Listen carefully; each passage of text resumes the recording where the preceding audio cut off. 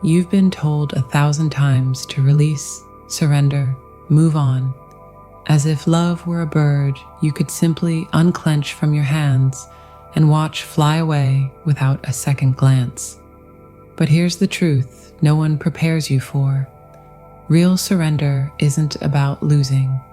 It's about expanding so wide that love has no choice but to return to you, not as a beggar's plea, but as a sovereign's decree. Picture this. A master violinist doesn't grip the bow with desperate force. She holds it with just enough tension to create music, but enough trust to let the notes breathe. Your twin flame journey operates on the same sacred principle. The moment you stop trying to control the outcome is the moment the universe can finally orchestrate the reunion your soul has been whispering about all along. This isn't about giving up. This is about upgrading your faith. From the kind that demands proof to the kind that knows the ending before the story unfolds. Because surrender isn't passive. It's the most active state of trust there is. It's the farmer planting seeds in winter, the singer hitting the high note with her eyes closed, the trapeze artist releasing the bar midair, certain the next set of hands will meet hers. And yet, here's where it gets deliciously paradoxical. The very act of loosening your grip is what magnetizes your twin flame back. Not because you've manipulated energy, but because you've finally aligned with the truth that love isn't something you chase. It's something you are. So if you're ready to turn the old, tired narrative of letting go on its head, if you're willing to explore how true surrender is actually the bravest form of invitation, then keep reading, because what comes next isn't just theory. It's the key to unlocking a love that doesn't just return to you, but returns through you. The journey begins where your fingertips finally relax their grip, and the universe catches what you've always been meant to hold.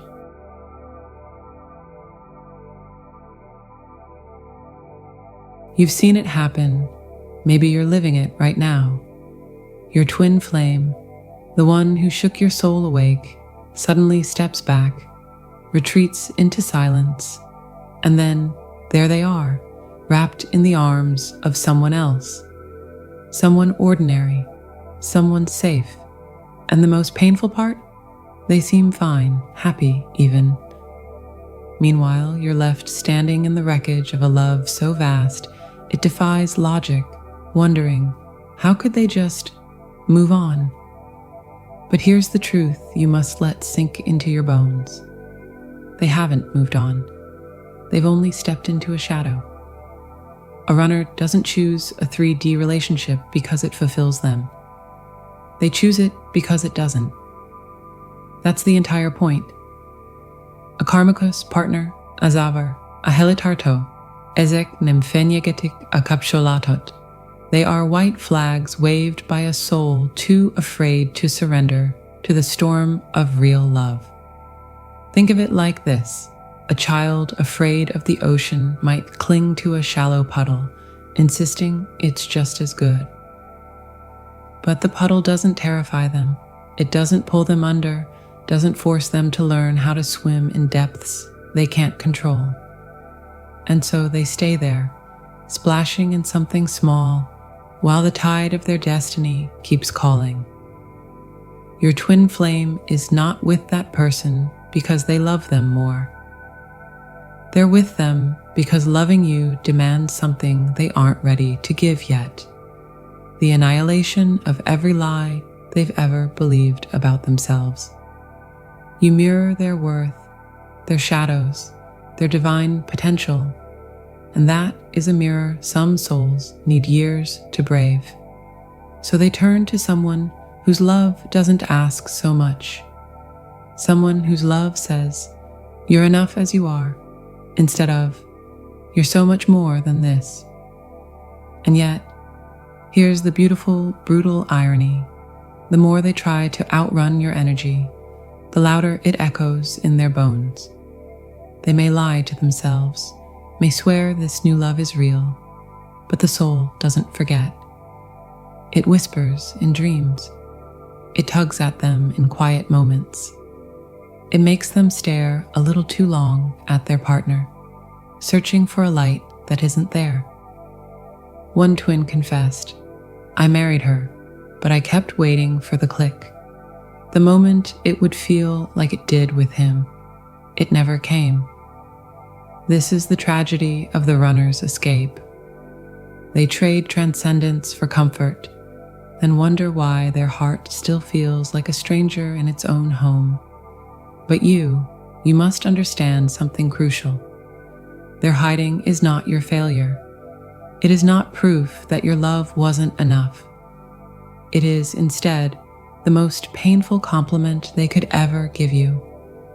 You are too much, too bright, too real. And until they are ready to stand in that fire without burning, they will keep crawling back to the dim, familiar light of what will never scorch them awake. So what do? You let them. Not with bitterness, not with waiting, but with the quiet certainty of a love so secure it doesn't need to beg. You release the need to make them see, to force them back. Because the deeper truth is this: no one stays in a puddle when they remember the ocean. And when they finally stop running, when they turn back to the tide, it won't be because you called them. It will be because they finally heard their own soul whispering your name.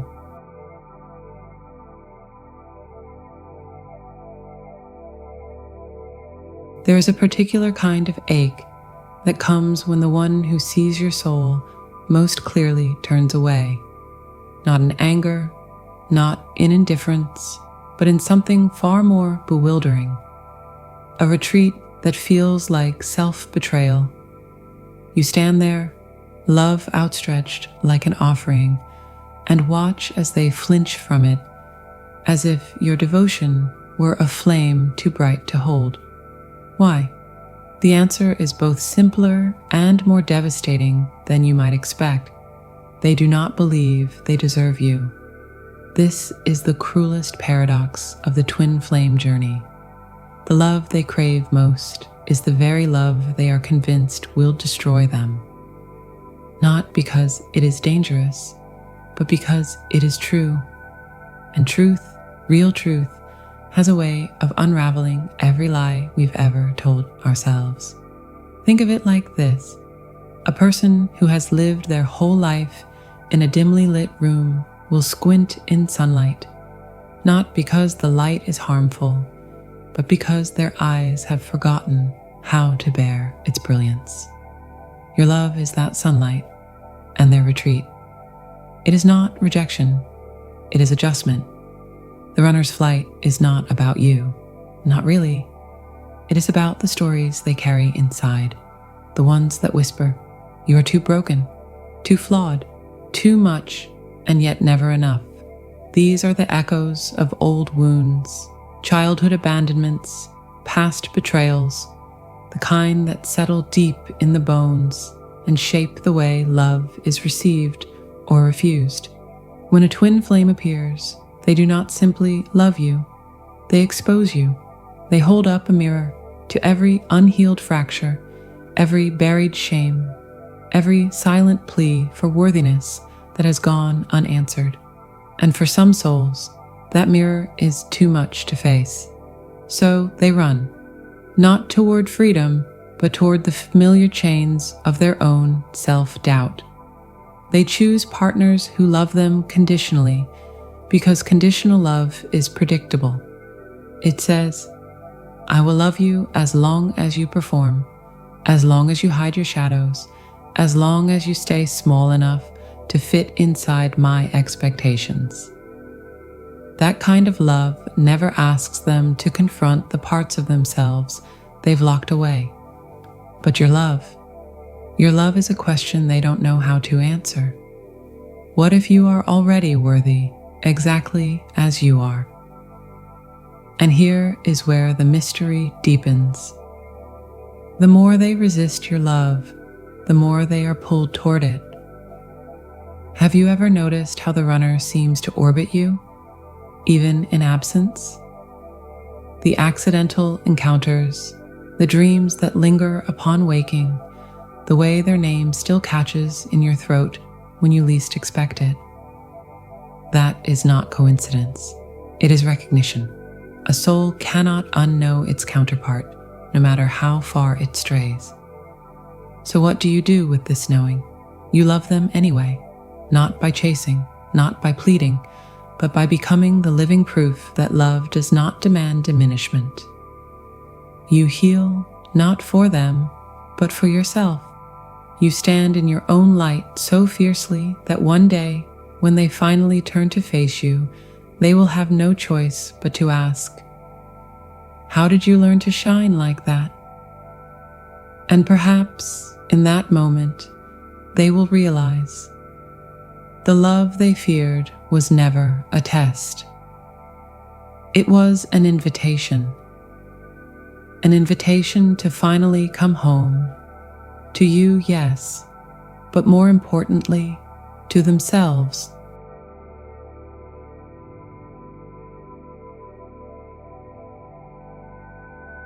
Have you ever stood at the ocean's edge as a wave rushed towards you? That moment of delicious terror when you don't know whether to jump or retreat, when the boundary between you and the vast unknown blurs into a single heartbeat. This is precisely how your twin flame feels about union. Not rejection, holy terror. Not of you, but of the death and rebirth that loving you requires. The divine masculine, whether in male or female form, often carries this particular flavor of fear. What if I disappear into us? What if we consumes me? Modern psychology might call this enmeshment anxiety, but the truth runs deeper. This is the primordial human fear of the moth, who both craves and fears the flame. Your love isn't threatening because it's lacking. It's threatening because it's complete. In a world that taught them identity comes from separation, union feels like spiritual suicide. I've witnessed this countless times. The runner who panics after moments of deep connection, the one who creates distance precisely when intimacy deepens. One twin described it perfectly. It's like standing at the edge of the universe, knowing I have to jump, but no one can tell me if I'll find wings on the way down. That free fall sensation, that's the ego's last stand. The beautiful paradox, in fearing they'll lose themselves, they don't yet understand that twin flame love is the only space where they'll truly be found. Here's what they can't see yet. Union doesn't erase, it magnifies. Like two notes harmonizing into a chord, more beautiful than either could sound alone. The runner clings to their solitary melody, not realizing the symphony awaits. Your task isn't to convince them, but to become such radiant proof of this truth that their fear becomes irrelevant. When you stop chasing and start embodying wholeness, you become the living answer to their unspoken question. What if love doesn't diminish us, but reveals us? This is why the healthiest unions often come after periods of separation, because sometimes the soul needs to walk the entire circumference of loneliness to understand that the center was always home. Your runner isn't rejecting love, they're completing the circle. And when they finally stop running, it won't be into your arms, but into their own awakened heart, where you've been waiting all along. The most powerful thing you can do, keep showing them what fearless love looks like, by giving it first and most deeply to yourself. In doing so, you light the path home without saying a word.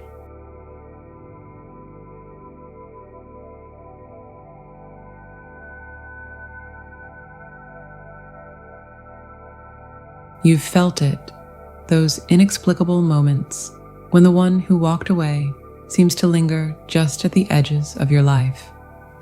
A song you shared drifting through their window as they pass by.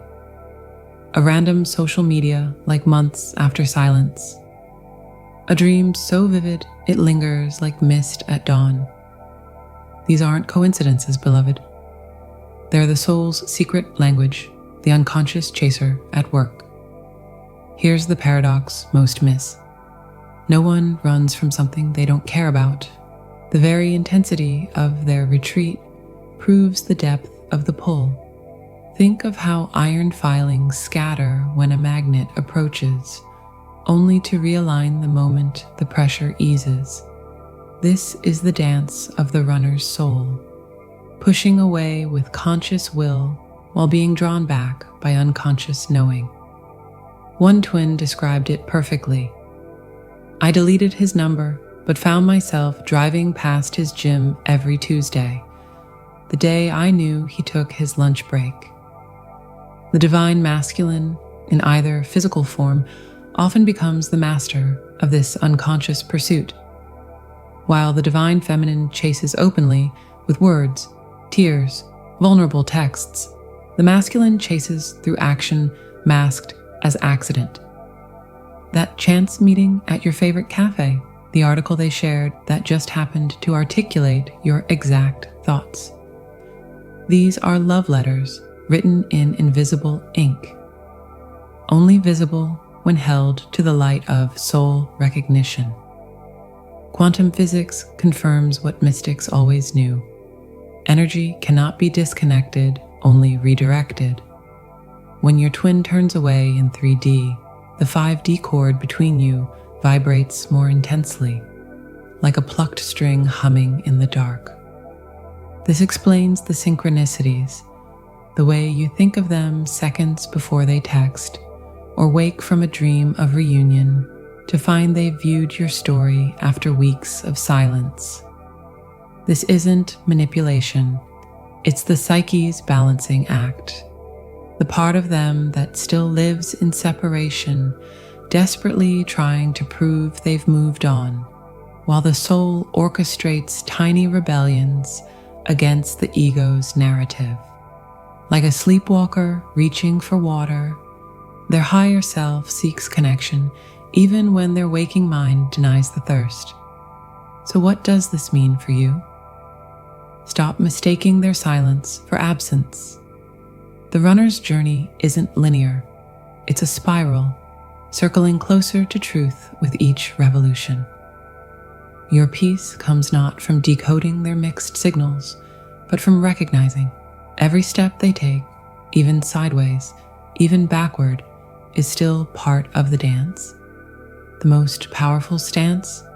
Become the still point in their storm, not waiting, not watching, but so rooted in your own wholeness that when their unconscious chasing finally becomes conscious choice, you'll both realize you were never truly apart. Just learning love's steps in different rhythms until the music synced again. And when that moment comes, when the seeking stops being secret and becomes surrender, you'll smile because you always knew. The heart recognizes its counterpart, even when the mind still doubts, especially then.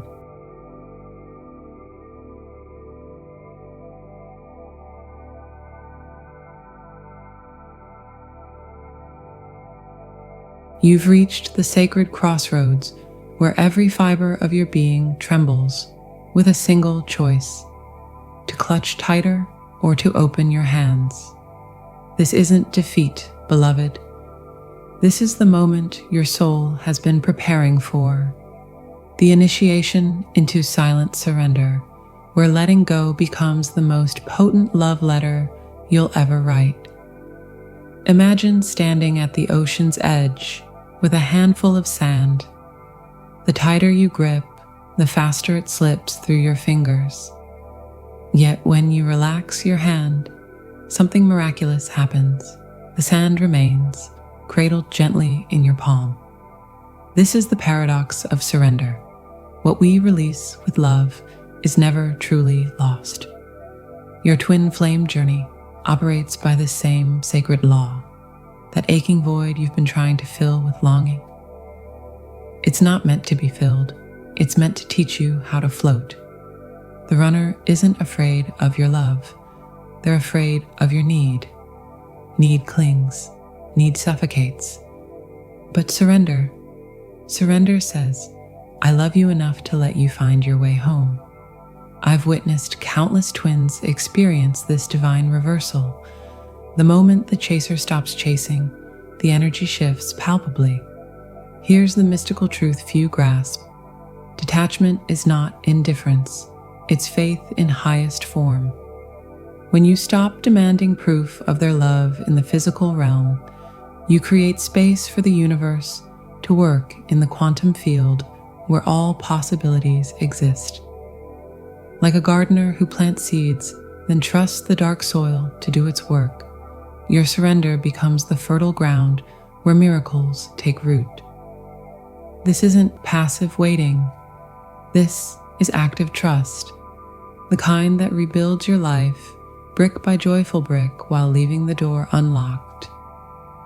Not because you're hoping they'll walk through it, but because you've remembered your own worth as home. The beautiful irony. This is when runners often feel the pull strongest. Your power lies in the sacred pause between breaths, that still point where wanting dissolves into being. When you stop asking the universe, when, and start whispering, thank you, you align with the timeless truth. Love isn't something you chase or lose. It's what remains when all else falls away. So breathe, dear heart. Release the timeline. Trust the unfolding. And know this: every act of surrender sends a ripple through the invisible web that connects you. Some call it fate. Some call it God. You'll call it home.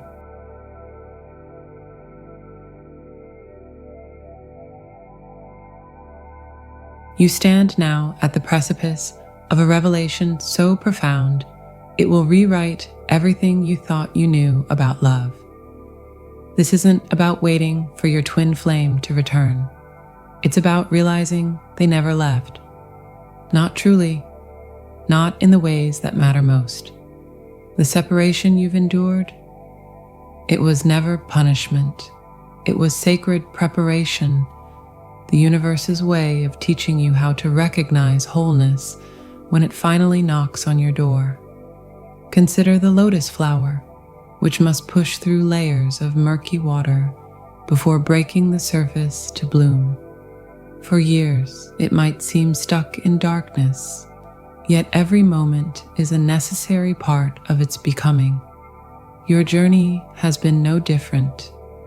Those nights you wept into your pillow, the mornings you woke with their name on your lips like a prayer. Each was a petal unfolding in a divine sequence you couldn't yet comprehend. But now you're so close to the surface, you can almost taste the sunlight. Here's the secret your soul has been trying to whisper. Union isn't a destination. It's a state of remembrance.